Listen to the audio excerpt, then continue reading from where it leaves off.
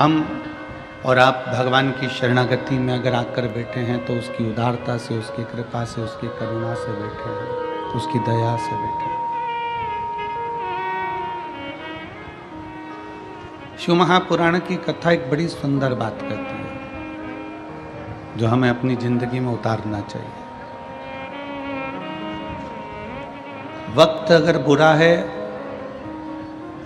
शिव कथा कहती है वक्त अगर बुरा है तो मेहनत करो। शिव महापुराण की कथा कहती है वक्त यदि बुरा है तो मेहनत करो और वक्त यदि अच्छा है तो किसी की मदद करो।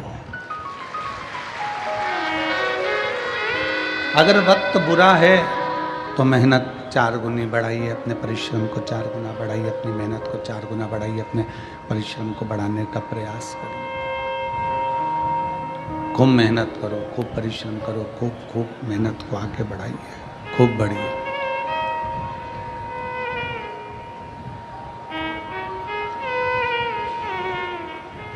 मेहनत करने से थोड़ा वक्त, बेकार वक्त हमारा टल जाता है, बेकार वक्त हमारा निकल जाता है, बेकार वक्त हमारा समाप्त हो जाता है। वक्त बुरा है, मेहनत करिए, और अगर वक्त अच्छा है तो किसी ना किसी की मदद करने का प्रयास करो। किसी भूखे को भोजन, प्यासे को पानी, किसी बीमार की औषधि आदि का कार्य करने का प्रयास करिए। किसी भूखे को भोजन, प्यासे को पानी पिलवाइए, किसी की औषधि दिलाने का कार्य करिए, किसी के काम आने का प्रयास करिए। प्रयास करो कि किसी के आप काम आ जाए।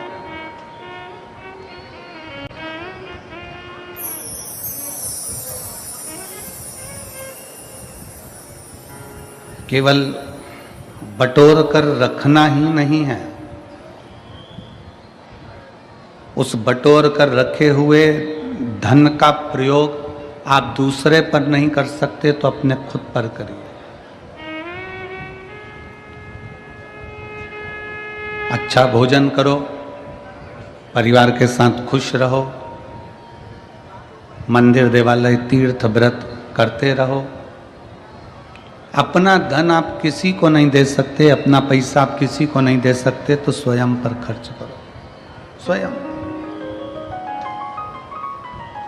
चौकीदार बनकर जिंदगी मत जीना कि जोड़ जोड़ कर बेटों के लिए रख दिया, बहुएं आ गईं, वो अपनी मस्ती में खूब अच्छी जिंदगी जी रही और तुम अपने मकान का ताला लगा रही, चाबी लगा रही, पेटी में ताला लगा रही, चाबी लगा रही, रसोई घर में बार बार झांक के आ रही, दुकान का पूछ रही, घर का पूछ रही, कैसा हुआ, व्यापार कैसा हुआ, घाटा तो नहीं लगा, दुख मन में बहुत हो रहा। बहुओं को ताला चाबी से रत्ती भर फर्क नहीं है, बहुओं को तुम्हारे ताला चाबी से कोई मतलब नहीं है। वो जानती है कि घर में एक चौकीदार बैठा है, घर के बूढ़े माँ बाप वो देखते रहेंगे, अपन घूमते रहेंगे।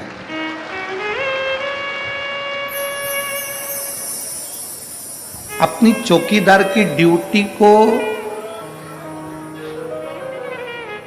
त्यागो।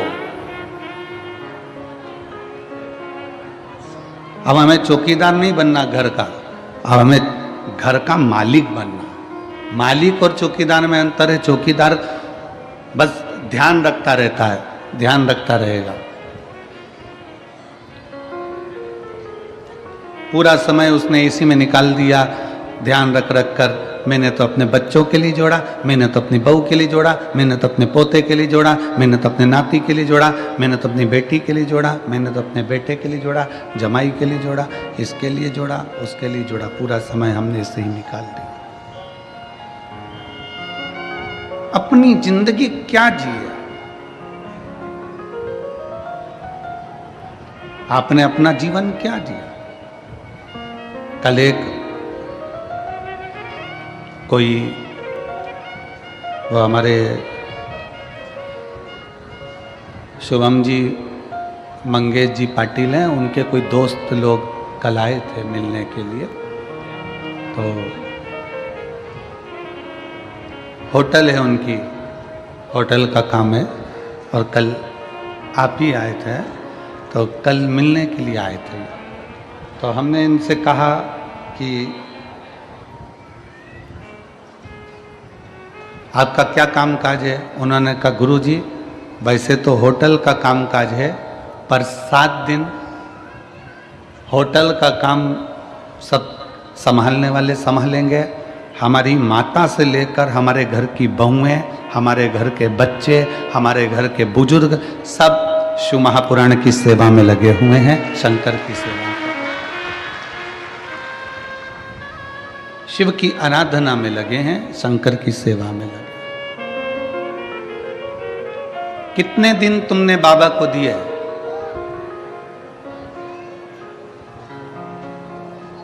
कितने दिन दिए बाबा को शिव महापुराण के?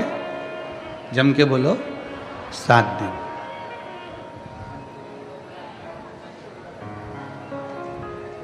तुमने केवल 7 दिन बाबा को दिए हैं। तुमने केवल 7 दिन बाबा को समर्पित किए हैं। तुमने केवल 7 दिन भगवान शंकर को दिए, केवल 7 दिन। और ये 7 दिन जो तुमने भगवान शिव को प्रदान करे हैं, ये 7 दिन जो तुमने भगवान शंकर को दिए हैं, ये 7 दिन तुमने जो परमात्मा को दिए, वो परमात्मा ने लेकर तुमको कितना चौगुना कर कर, 1000 गुना कर कर, लाख गुना कर कर जो दिया है, वो आप खुद समझेंगे कि बाबा ने क्या प्रदान किया, शिव ने क्या दिया।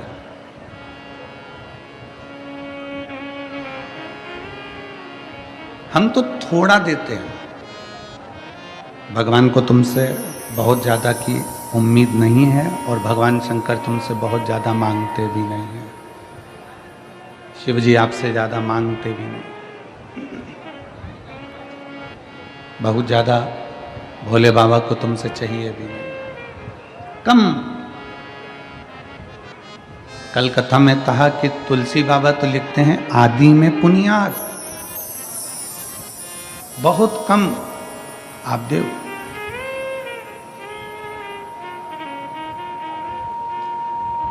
और जो आपने बहुत कम दिया है, बहुत कम प्रदान किया है, उसमें भी बाबा खुश है।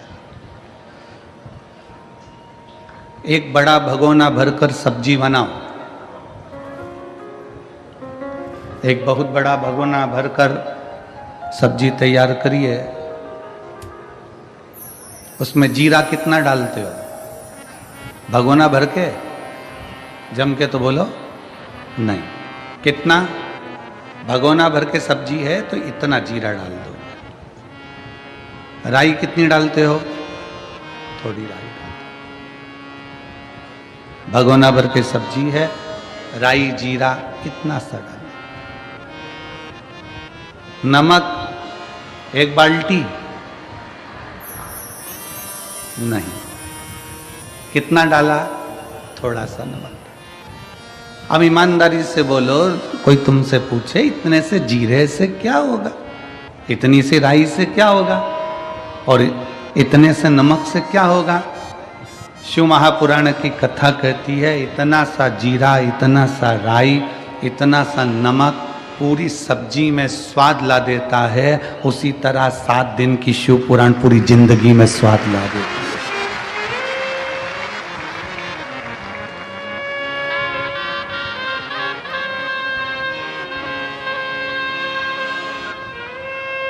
सात दिन की ये शिव महापुराण की कथा हमारे जीवन में स्वाद उत्पन्न कर देती है, खुशियां उत्पन्न कर देती है, प्रसन्नता उत्पन्न कर देती है। यहाँ नांदेड़ वाले डॉक्टर साहब जिन्होंने नांदेड़ में कथा करवाई थी, वो बैठे हैं। हम आशीष से बोल रहे थे कि प्रथम ऐसे यजमान हैं जो जहाँ जहाँ कथा होती है लगभग नज़दीक में, तो वहाँ बाबा की 1 दिन की कथा सुनने के लिए जरूर आते हैं। और ये पाटिल परिवार जो शिव महापुराण के कथा के यजमान बने हैं शिरपुर महाराष्ट्र के, हम उनसे भी कहेंगे कि प्रयास करना, आपके नज़दीक में कहीं शिव पुराण की कथा हो तो वहाँ 7 दिन नहीं तो कम से कम 1 दिन यजमान परिवार सिरपुर का भी वहाँ पहुँचे।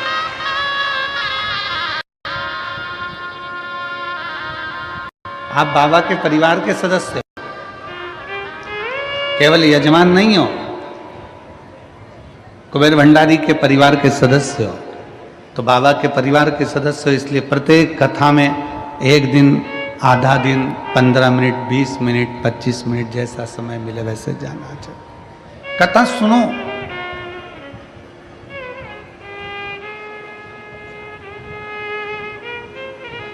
कथा में अपने चित्त को लगाओ।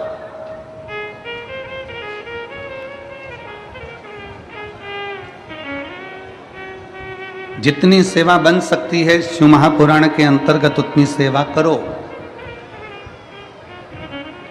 तुमको जो भगवान ने दिया है उसमें से थोड़ा ना थोड़ा भगवान शंकर की कथा में, भक्ति में समर्पित करो। जैसे सिरपुर महाराष्ट्र का सेन समाज, नाई समाज, जिसने निशुल्क दाढ़ी कटिंग की दुकान लगा कर रखी है और सबकी दाढ़ी कटिंग निशुल्क कर रहा है। सेन समाज, नाविक समाज,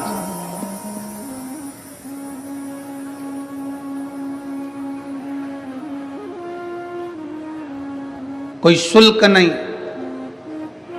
एक सेन समाज के व्यक्ति से, एक नाविक समाज के व्यक्ति से पूछा कि भाई तुम यहाँ सबकी दाढ़ी बना रहे हो और इतनी सारी लगभग 15-20 तुमने कुर्सियां लगा रखी है, सब सेवा में लगे हो, तो उनका उत्साह, उनके चेहरे की प्रसन्नता कह रही थी कि गुरुदेव, हम किसी मनुष्य की दाढ़ी नहीं बना रहे हैं, हम तो भोलेनाथ जी यहाँ आए हैं उनकी बना रहे हैं, उनकी बना। कितना उत्साह। मैं संपूर्ण सेन समाज को, नाविक समाज को, नाई समाज को बहुत बहुत साधुवाद देता हूँ। आपका जो प्रयास है ये जनमानस में सनातन धर्म को मजबूत करने वाला है।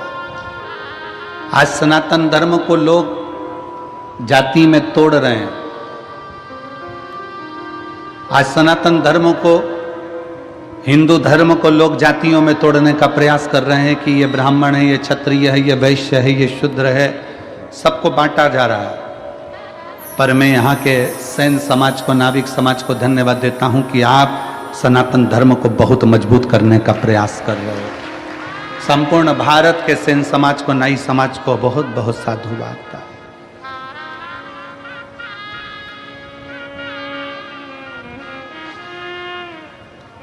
आपकी जागरूकता होना चाहिए।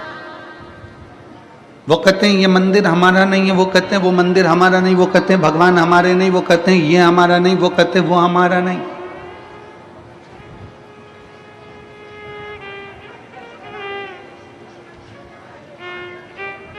आज तक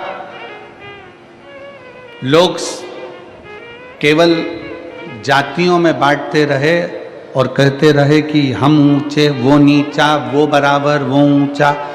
आज तक किसी ने ये नहीं कहा कि 100 का नोट ब्राह्मण का है कि क्षत्रिय का है कि शूद्र का है कि वैश्य का है। वो 100 रुपये अगर शमशान में भी मिले हैं ना, तो भी वो बनिया की दुकान पर चल जाते हैं, और बनिया की दुकान का भी 100 का नोट है तो शमशान में चल जाता है। वो 100 का नोट, उसमें कहीं पर भी ऐसा नहीं दिखा कि कहीं छुआछूत हो। उस 100 के नोट में कहीं ये देखा जाए कि ये हमारा जाति का नहीं है, ये हमारी समाज का नहीं है, ये अन्य धर्म का है या अन्य समाज का है, ये 100 के नोट में नहीं देखा।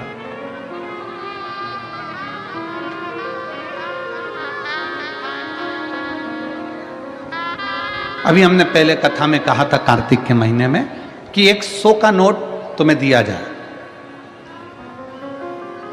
और वो 100 के नोट के 4 हिस्से करे जाए। कितने हिस्से करें? 4। ठीक है, चला दोगे तुम 100 के नोट के 4 हिस्से? हम 100 का नोट लें और उसको फाड़ें और उसके 4 हिस्से कर दें और कह दें एक ब्राह्मण चलाए, एक क्षत्रिय चलाए, एक वैश्य चलाए, एक शूद्र चलाए।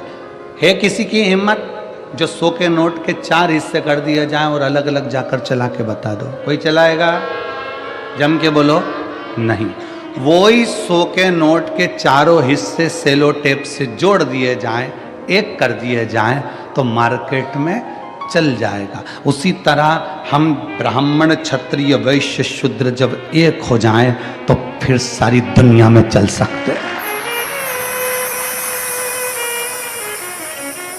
दुनिया तोड़कर अलग कर रही है, हम जुड़कर एक हो।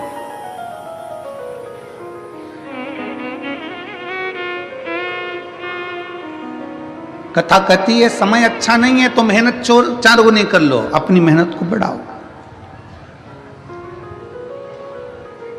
अपने परिश्रम को बढ़ाओ।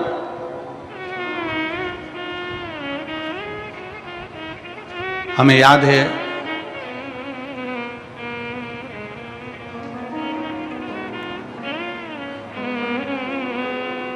सिरज गांव की एक कथा, बहुत पहले की बात है, 19-20 साल पहले की। और सिरज गांव में जब हम पहुंचे थे तब एक किसान भाई मिलने के लिए आया था।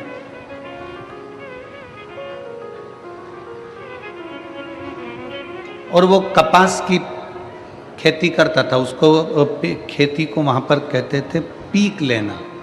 अब इधर क्या बोलते हैं हमको स्मरण नहीं है, वहाँ सिरज गांव साइड में बोलते हैं हमारी में इतनी पीक हुई, इतनी मतलब इतनी खेती पीक बोलते हैं। तो उस समय की बात है 19-20 साल पहले की, क्या हमारी ये पीक ऐसी हुई, वो पीक ऐसी हुई। तो वो व्यक्ति आकर बोला, गुरुजी मैं जितनी भी पीक लेता हूँ, मैं जितनी भी फसल लेता हूँ, मेरी फसल अच्छी आती नहीं है और मैं घाटे में जाता जा रहा हूँ, मैं डूबता चले जा रहा हूँ, मेरी फसल ठीक नहीं आ रही, मैं डूबता जा रहा हूं, मैं घाटे में जाता जा रहा हूं। हमने कहा क्या करते हो? गुरुजी मैं खुद तो फसल नहीं लेता, मैंने बटाई पर दे दी। बटाई पर मतलब मेहनत उसकी, आधा सामान उसका, आधा सामान हमारा। हमने कहा ठीक है, क्या चाहते हो? कहा गुरुजी अब की बार बस ऐसा कर दो कि उसमें अच्छी फसल हो जाए। तो हमने कहा अच्छी फसल हो जाए तो फिर एक काम करो, ये आधा आधा बंद करो, खुद बेलपत्री शंकर पर चढ़ी हुई लेना, शिव जी का चढ़ा जल लेना, पूरी खेती में जब बीज बोने के लिए जाए तब उस जल को छीट कर बाबा का नाम लेकर श्री शिवाय नमस्तुभ्यम बोलकर बो देना।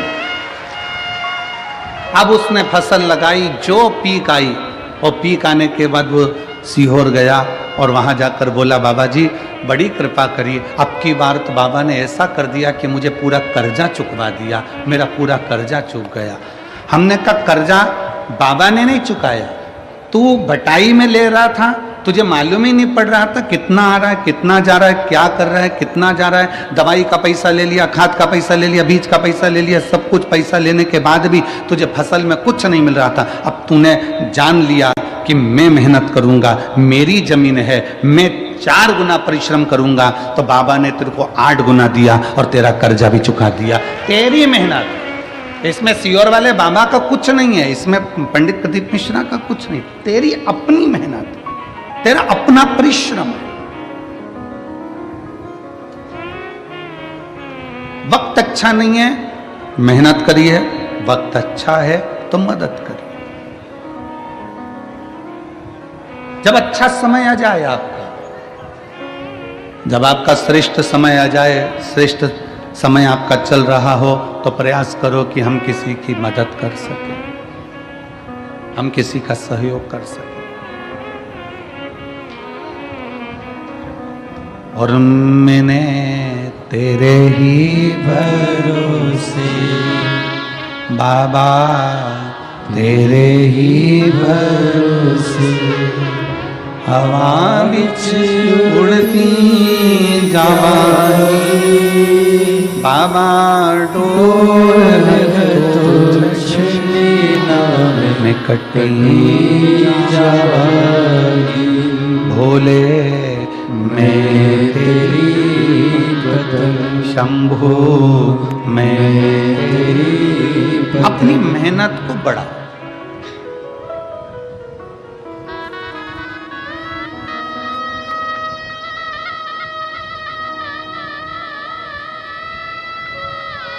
लोग कहते हैं गुरुजी कहीं से आवक बढ़े, धन बढ़े, तो हम कहेंगे दुनिया में कोई ऐसा महाराज पैदा नहीं हुआ कि ऐसा फूंक मार के फेंक देगा और सोने का हंडा निकल आएगा।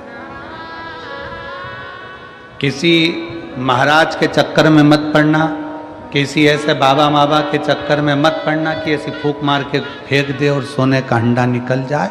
अगर ऐसा हंडा निकले तो हमको भी बताना, हम भी वहीं चले जाएंगे, हम भी चले जाएंगे। इस चक्कर में मत रहो कि तुम्हारा दुख कोई दूसरा काट देगा। इस चक्कर में मत रहो कि तुम्हें करोड़ों का धन कोई लाकर दे देगा, करोड़ों की संपदा तुमको लाकर कोई दे देगा। अपना परिश्रम, अपनी मेहनत अपने को करना, कोई तुमको धन लाकर नहीं देगा। हमारे एक परिचित हैं इंदौर में, हम उनसे मिलने गए, उनके यहाँ शादी थी उनके लड़के की। तो हमने कहा कैसी रही शादी? कहा गुरुजी बहुत बढ़िया, जोरदार शादी, बहुत शानदार। अच्छा, अरे गुरुजी 1000 प्लेट उठी। अब हमें तो समझ में आया नहीं कि प्लेट उठी का मतलब क्या होता। तुम जानते हो क्या? अरे बोलो तो जम के, जानते हो? मतलब 1000 प्लेट उठी मतलब 1000 आदमी आया। ठीक है, हाँ ठीक है, धन्यवाद, तुमने हमको समझाया। अरे गुरुजी, जिस दिन महिला संगीत था उस दिन 800 प्लेट उठी, और जिस दिन शादी थी उस दिन 1000 प्लेट उठी। हमने कहा क्या बात है साहब, बहुत बढ़िया।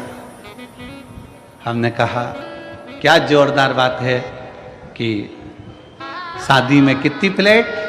जम के बोलो, 1000 प्लेट उठी, और महिला संगीत में 800 प्लेट उठी।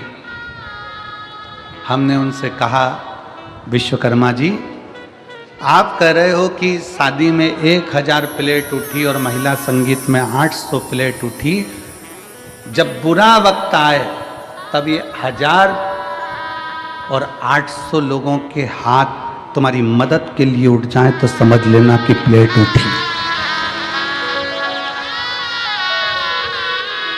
विश्वकर्मा जी, ये 1000 प्लेट उठी, तुम इतने खुश हो रहे हो? 800 प्लेट उठी, तुम इतने खुश हो रहे हो? 700 रुपए की प्लेट, 500 रुपए की प्लेट, 400 रुपए की प्लेट, आजकल कैटरिंग का जमाना है तो 500 रुपए की प्लेट, 1000 रुपए की प्लेट, 1000 प्लेट उठी, 1000 लोग खाना खाकर गए, भोजन कर गए। 800 लोगों की प्लेट उठी, 800 लोग भोजन कर गए। प्लेट तो उठी, पर तुमने जो 1000 आदमी को खाना खिलाया, तुमने जो 800 लोगों को प्लेट उठी कर रहे हो, इतने लोगों को खाना खिलाया, जब अपने को जरूरत पड़े, अपनी जब दुख की घड़ी आए, तो ये 1000 और ये 800 के हाथ तुम्हारी मदद के लिए उठते हैं कि नहीं उठते, वो देखना। अब हम आपसे पूछते हैं, जो 1000 प्लेट उठी उसमें से कितने हाथ उठेंगे क्या? किसी को 10 लाख की जरूरत है तो दे सकोगे? जम के बोलो जरा। 800 प्लेट उठी, जब उसको 5 लाख की जरूरत होगी तो 5 लाख रुपए जिसकी प्लेट उठी थी, इतने लोगों ने उठाई थी, वो 800 में से कोई 5 लाख लाकर देगा? नहीं, आपकी मेहनत आपको स्वयं करना पड़ेगी, आपका परिश्रम आपको स्वयं करना पड़ेगा। इसलिए निवेदन है, व्यर्थ का खर्चा बंद करो। ये 1000 प्लेट और ये 800 प्लेट की जगह कभी बन सके तो किसी गरीब को जाकर भोजन कराकर अपने बच्चों का विवाह करो। ये 800 प्लेट, 1000 प्लेट उठी उठी उठी और मालूम पड़े इतने कर्जे में पड़ गया कि एक दिन खुद ही उठ गया और वह 800 और 1000 पड़ी। कितनी खुशी है। पूरे सिरपुर वालों का चेहरा देखकर आज हमको भी प्रसन्नता हो रही है कि हमने हमारे धन का सदुपयोग करा और भंडारा चलाकर भूखों को भोजन कराया।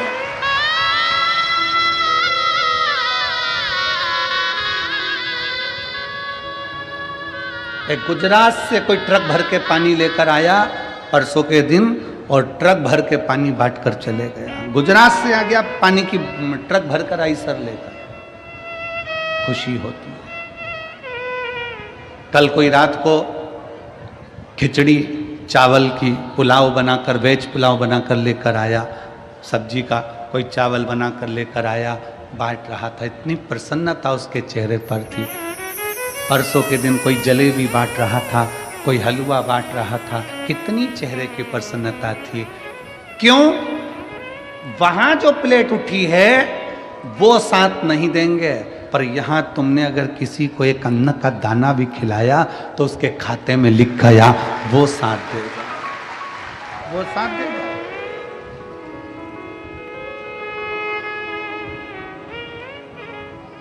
कौन आएगा अंत समय में?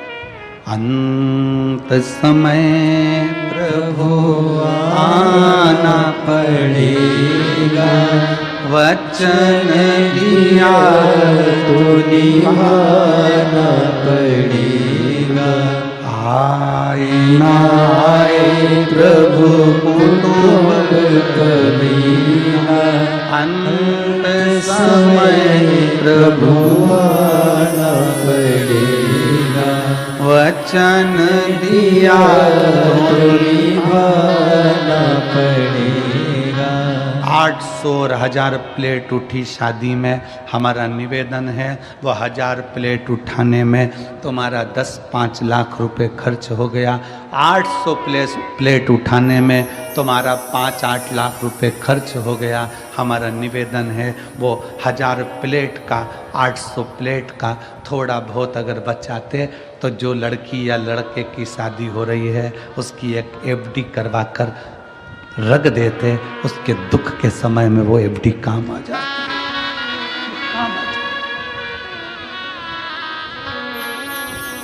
कितना भी खिला दो,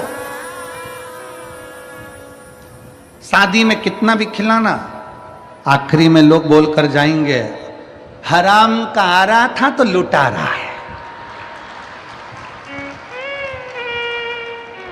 और शादी में अगर कोई खर्च नहीं करे तो लोग कहकर जाएंगे इतना के छाती पे बांध के ले जाएगा, खिलाया तक ना।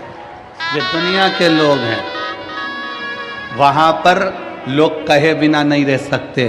और शिव महापुराण की कथा में आप किसी भूखे को अगर मिर्ची का ठेसा और रोटी भी खिला रहे हो ना, वो स्वाद लेकर खाकर कहेगा भगवान तेरा भंडार भर कर रखे, तेरे पर कृपा कर कर।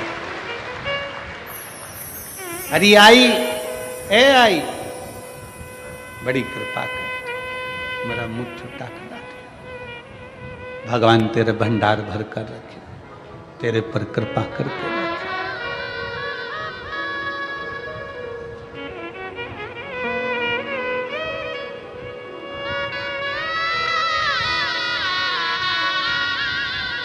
प्रयास करो।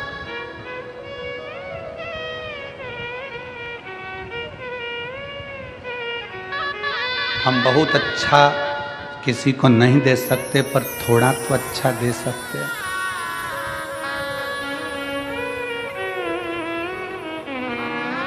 इसी सिरपुर की एक माँ, उसके कॉलोनी का तो हमको स्मरण नहीं है कि कौन सी कॉलोनी में रहती है, और इसी सिरपुर की एक माँ रोज एक शॉल पहनकर आती है।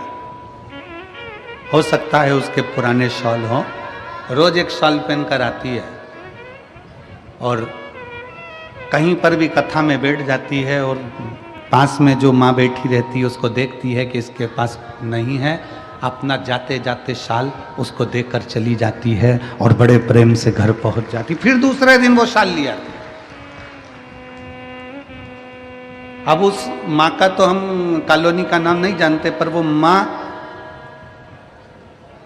जसवंती बाई करके कोई नाम है, उसने कहा कि हमने पूछा कि माँ तुम्हारे पास में इतने साल है क्या? नहीं, मैं मेरी पड़ोसन से बोल दी तेरे पास पुराने साल कितने रखे हैं? मेरे घर के जितने साल थे मैं तो बांटी आई, और उसके घर में पुराने पड़े थे, कोई काम नहीं आ रहे थे, मैंने उसको निकलवा लिया। बहू से का प्रेस कर दे, प्रेस करके मैं पहले ओढ़ती और ओढ़कर कथा में जाकर बैठकर उसको ओढ़ा कर आ जाती। पुण्यता तो है, तुम्हारे पास में जो है तुम वही तो परमात्मा को दोगे। हम आपसे कभी नहीं कहे कि आप अंबानियां, धन दौलत, संपदा, सत्ता, वैभव किसी को दो, पर इतना जरूर याद रखो कि अपने को जो परमात्मा ने दिया है वो तो दो। एक कथा आती है, बड़ा सुंदर कथा है। एक राजा अपने नगर में सूचना करवा दिया,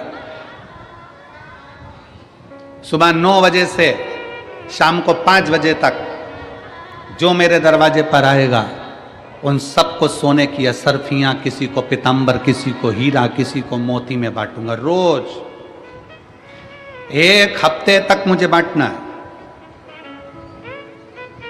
कितनी बजे से कितनी बजे तक? जम के बोलो जरा। सुबह 9 बजे से शाम को 5 बजे तक बांटूंगा। लग गए लोग लाइन में आके, सुबह 9 बजे लोग लाइन में आकर लगे। जैसे ही लाइन में आकर लगे, एक व्यक्ति सबसे आखिरी में लगा।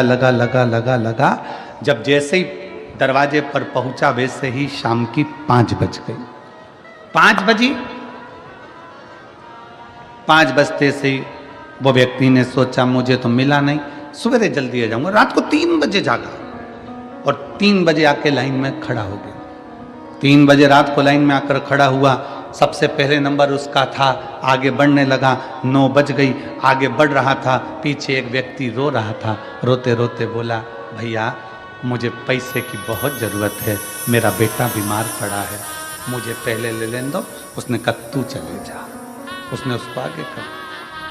फिर पीछे कोई आया, उसने कहा भैया मेरी पत्नी को बहुत तकलीफ है, तू आगे हो जा। भैया मुझे ये तकलीफ है।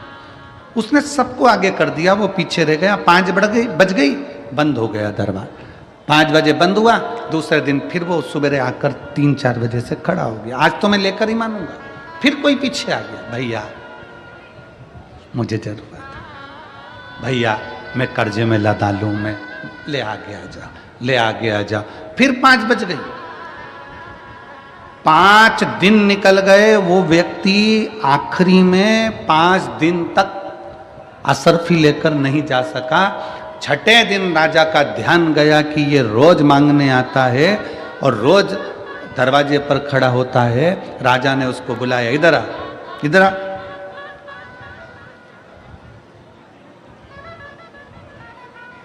क्या कर रहा है ये तू रोज मांगने आता है?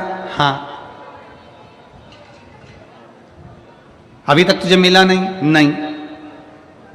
क्या कर रहा है तू? ये कर रहा है जो आप कर रहे हो वो मैं कर रहा हूं। राजा ने कहा मैं तो सोना चांदी हीरा पन्ना बांट रहा हूं, तू मेरी होड़ कर रहा है। मैं सोना चांदी हीरा पन्ना बांट रहा हूं, तू क्या बांट रहा है?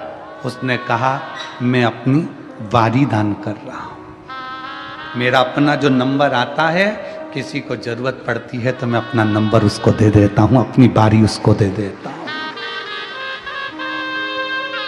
राजा ने पूछा अपना नंबर देना, अपनी बारी देना, ये कोई बात है?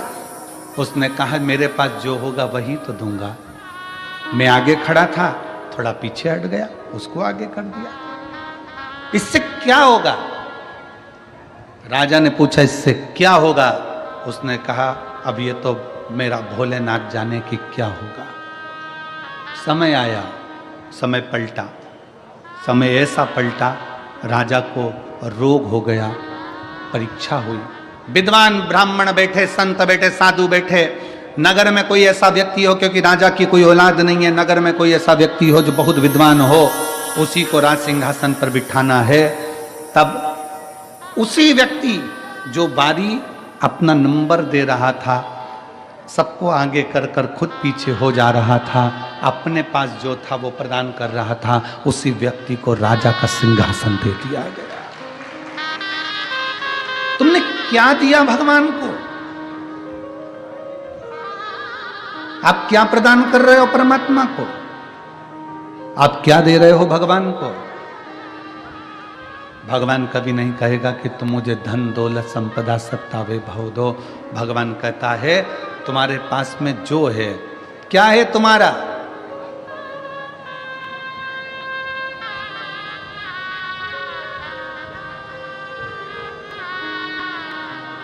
तुम्हारा अपना क्या है?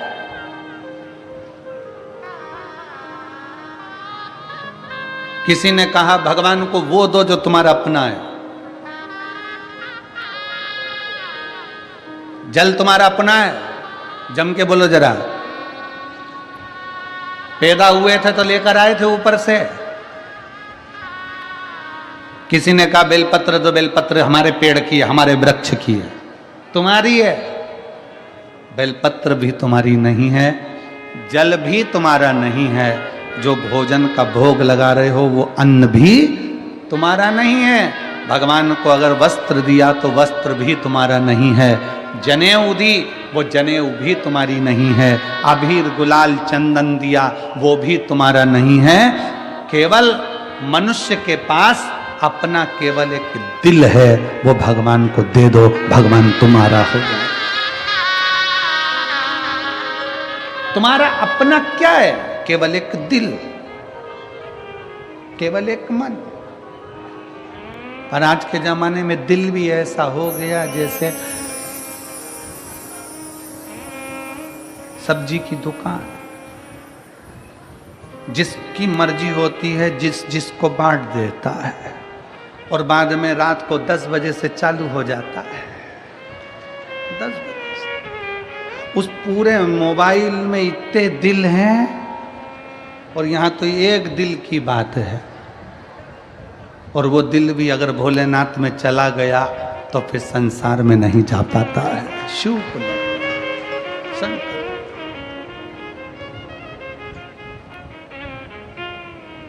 इतने लोग संसार में पड़े हुए हैं।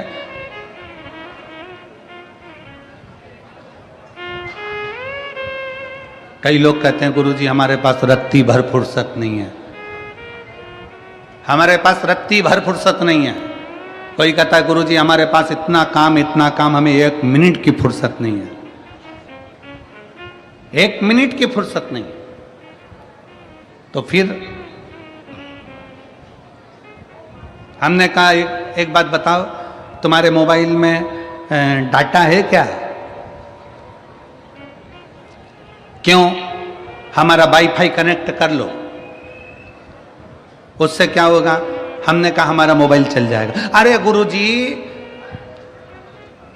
1.5 GB डाटा पूरा की पूरा खत्म हो गया, 1.5 GB डाटा पूरा की पूरा खत्म हो गया।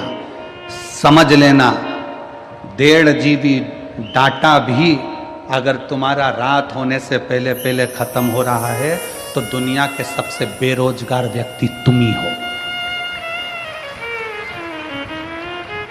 दुनिया के सबसे बेरोजगार व्यक्ति तुम हो कि 1.5 GB डाटा भी तुम्हारा रात होते होते खत्म हो जाता है, और तुम इतने फ्री हो कि दिन भर लोगों का जवाब देने में लगे हो, दिन भर लोगों का जवाब देने में लगे हो। 24 घंटे किसी ने एक मैसेज करा, मोबाइल में टुन टुन आवाज आई, इसने खोल के देखा, लिख के तुरंत भेज दिया। इतना फ्री, इतना फ्री कि 1.5 GB डाटा भी तेरा शाम होते होते खत्म हो गया। व्यस्त व्यक्ति उसको कहते हैं जो किसी का मैसेज देखने का भी समय ना हो, अगर टाइम मिलेगा तो फोन कर लेंगे, बस बात खत्म। समय होगा देख कितने फ्री हो, और कह रहे समय नहीं, समय कहां गया तुम्हारा? सुबह से उठते हो रात तक के समय में तुम अपना अंदाजा लगा कर बैठिए। एक इतनी सी डायरी लीजिए, उस डायरी में लिखना चालू करो कि आज 6 तारीख को मैंने सुबह से लेकर रात तक क्या क्या काम किया, मैंने कितनी बजे उठा उसका टाइम लिखो, इतनी बजे मैंने क्या करा। आखिर तुम लिखोगे तो ये लिखोगे मैं इतनी बजे उठा, ब्रश करा, पानी पिया, नाश्ता करा, भोजन करा, ये करा, वो करा। उस पूरी डायरी में ये नहीं मिलेगा कि तुमने अपने लिए करा क्या, परिवार के लिए करा क्या, मेहनत कौन सी करी, परिश्रम कौन सा करा, कितने घंटे का परिश्रम करा।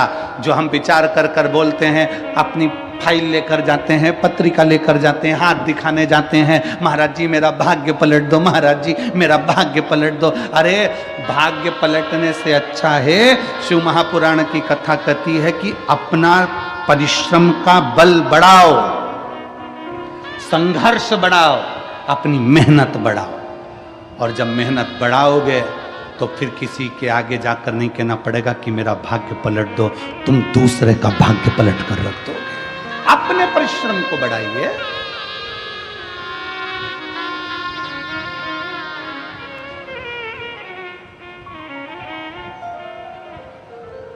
संसार सागर में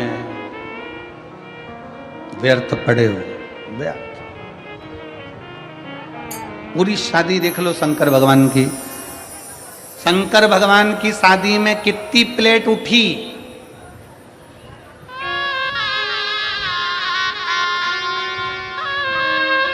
और जीजियां कह रही है।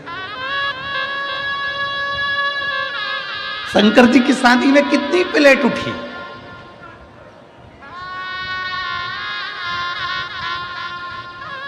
शंकर जी की शादी में जो प्लेट उठाने वाले थे वो ही उठ गए थे।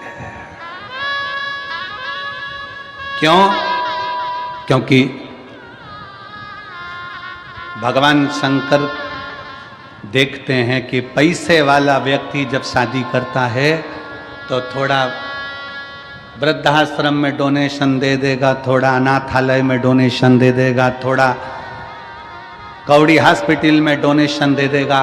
पर मेरे महादेव ने डोनेशन नहीं दिया, मेरे महादेव ने इनविटेशन दिया कि सब मेरी शादी में आओ, सब मेरी शादी में आओ।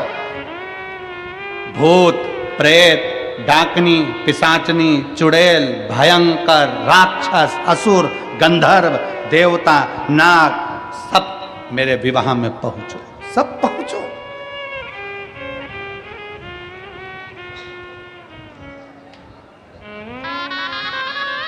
जिसको कोई नहीं बुलाता था, किसी की शादी में सबने देवताओं को बुलाया। चलो तुम्हारे यहाँ की शादी का अंदाजा लगा लो। तुम्हारे यहाँ की शादी में तुम गणेश जी को नोते हो, गणेश जी को बुलाते हो, माता जी को पूछते हो, माता जी बुलाते हो, पितर जी पूछते हो, पितर जी बुलाते हो, सबको बुलाया। अब तुमने कभी भूत प्रेत को बुलाया शादी के अंदर? नहीं। तुम्हारी पड़ोसी से लड़ाई हो जाए तो पड़ोसी को नहीं बुलाओ तो तुम भूत प्रेत तो जाने दो। कौन बुलाता किसको? कोई किसी को नहीं बुलाता। पर मेरे बाबा विश्वनाथ ने, मेरे बाबा ओघड़दानी ने, मेरे शंकर भगवान, मेरे भूतनाथ भूतेश्वर मेरे शंकर ने बुलाया। और भगवान शंकर ने किसी करोड़पति, धनपति, वैभवपति को नहीं, मेरे शंकर भगवान ने डमरू बजाकर सब नाग, किन्नर, गंधर्व, असुर सबको बुला लिया। जो भूत है, प्रेत है, सबको बुला लिया, सब।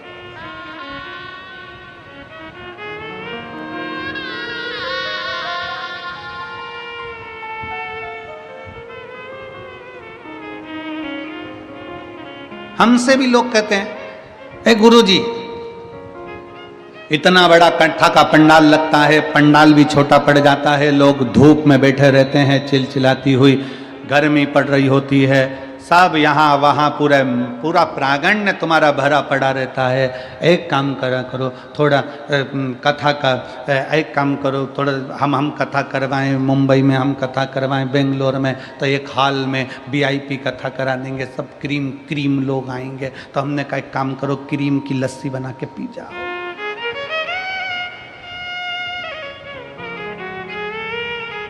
ये कोई दूसरी कथा नहीं है, ये मेरे शंकर भगवान की कथा है।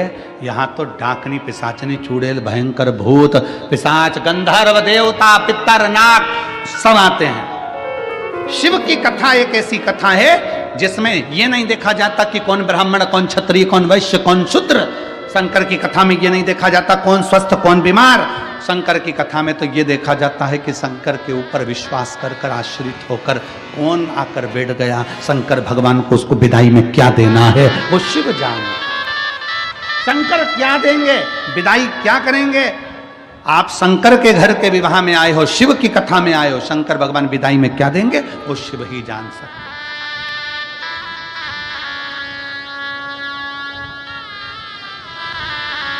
कौन जाने। शंकर जी की शादी में प्लेटें नहीं उठी, शंकर जी की शादी में तो पंगत हुई। पंगत, पंगत जानते हो? अरे जम के तो बोलो जरा। हाँ, पत्रिका में लिखा जाता है स्वरुचि भोज। स्वरुचि भोज का मतलब बफेट, और नीचे लिखा रहता प्रतिभोज। प्रतिभोज का मतलब पंगत। घर के लोग पहले पत्रिका देखते हैं और देख के विचार करते हैं क्या लिखा है, तो क्या स्वरुचि भोज, तो वो कहते मैं भी चलूंगी, वो कहते मैं भी चलूंगा। कहीं लिखा होता प्रतिभोज तो कह देते हैं पापा जी तुम चले जा।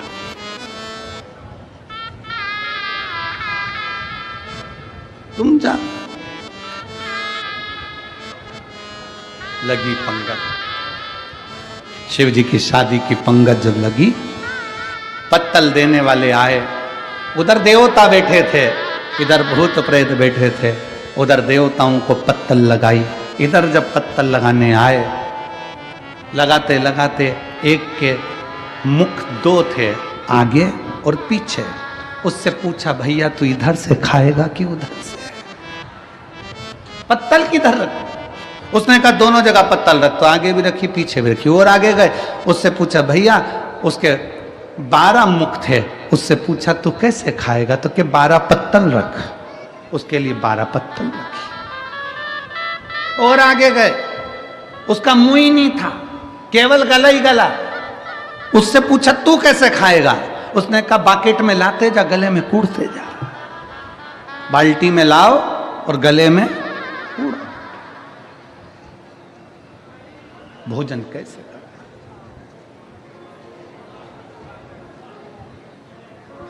तब खबर पहुंची ब्रह्मा जी के पास में कि भोजन कैसे कराए। कोई कहता बाल्टी में लाकर कूड़ो, कोई कहता 12 पत्तल रखो, कोई कहता 2 पत्तल रखो, कोई कहता 4 पत्तल रखो। करें क्या? देवता बैठकर आराम से जीम रहे हैं, इन भूत चुड़ैले का ले क्या करें। तो कहा एक काम करो, पत्तल का सिस्टम बंद करो, टेबल पर बर्तन भर भर के रखो, सबके हाथ में एक एक प्लेट दे दो और सारे भूत चुड़ैल को ग्राउंड में छोड़ दो, इनको खाने दो। नारद जी ने ब्रह्मा जी से पूछा कि जो बैठकर भोजन कर रहे हैं वो तो पंगत है, उसको देव भोज कहते हैं, और ये खड़े खड़े प्लेट में ले लेके खा रहे हैं, इसको क्या कहेंगे। तो कहा ये जो भूत चुड़ैल खा रहे हैं, इसी को आने वाले समय में कलयुग में बफेट कहेंगे। इसी को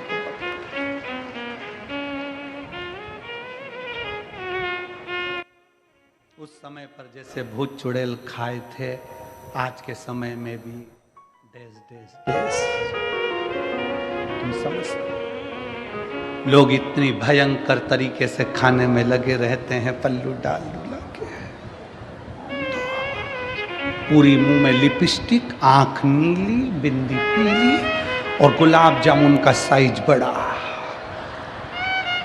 और देखे इधर से बच्चे करे मम्मी इतनी बड़ी गुलाब जामुन।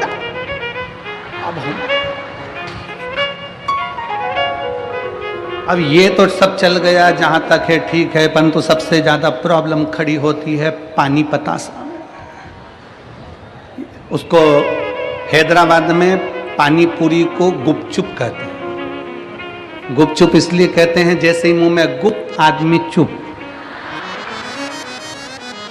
इसलिए उसको गुपचुप कहते हैं। सबसे बड़ी प्रॉब्लम है वो पानी पूरी में। शादी में एक तो इतनी भीड़,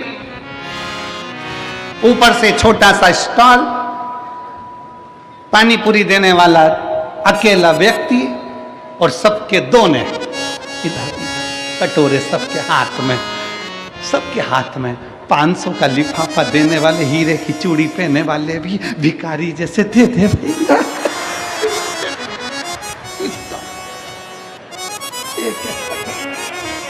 इतनी बड़ी शादी में अच्छे अच्छे करोड़पति को भिखारी बना दिया भैया।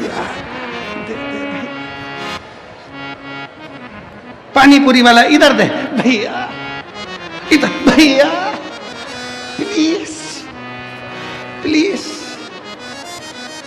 एक पानी पूरी वाला पसीना पसीना हो रहा है, पाँव में खुजाल चल रही क्योंकि रात का समय मच्छर खा गए, मच्छर। और पानी पूरी देना, खुजाल भी चल रही क्योंकि रात को गार्डन में मच्छर था। और इधर से खुजात आ जाए, इधर से पानी हिला के भर के वही जाते। और पानी पूरी खा के जो बाहर निकली, पति के साथ मोटरसाइकिल पे बोली, पानी पूरी का स्वाद बहुत जोरदार था, ऐसा स्वाद तो घर नहीं आया क्योंकि घर में मच्छर नहीं।